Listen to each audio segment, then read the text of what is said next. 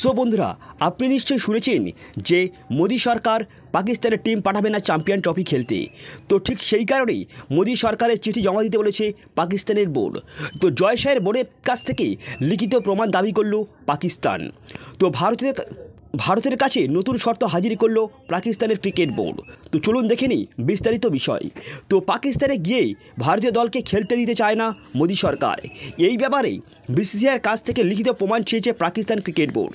তো আগামী বছরেই চ্যাম্পিয়ন ট্রফি, সেই ট্রফি ভারত পাকিস্তানের ম্যাচ নিরপেক্ষ কোনো দেশে হোক, এমনটাই চায় বিসিসিআই। কারণ ভারত সরকারের কূটনৈতিক মাথা।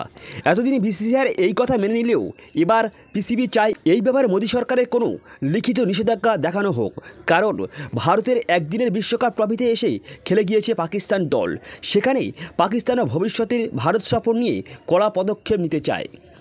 তো তাছাড়া পিসিবি বিষয়টি নিয়েও এত তৎপর হয়ে ওঠার আরও একটি কারণ রয়েছে।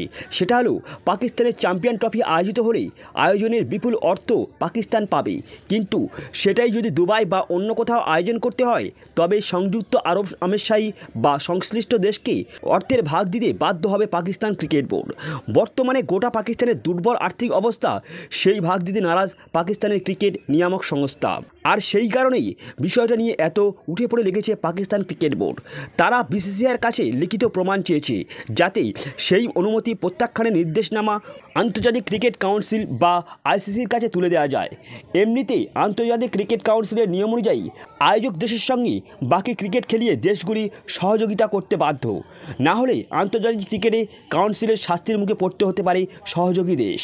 এই ব্যাপারে পাকিস্তান ক্রিকেট বোর্ড এক শীর্ষ কর্তা সংবাদ সংস্থাকে বলেছে, আমরা জোর দিয়ে জানাচ্ছি যে বিসিসিআইকে লিখিতভাবে আইসিসিকে সরকারি নিষেধাজ্ঞার কথা জানাতে হবে।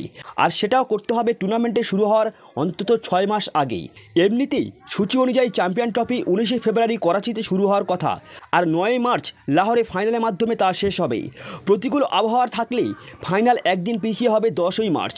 তো রাওয়ালপিন্ডিতেই কয়েকটি ম্যাচ অনুষ্ঠিত হওয়ার কথা রয়েছে। সো বন্ধুরা, এই ছিল আজকের ভিডিওটি ভালো লাগলে অবশ্যই লাইক, কমেন্ট এবং চ্যানেলে প্রথম সাবস্ক্রাইব করে যাবেন। So good bye.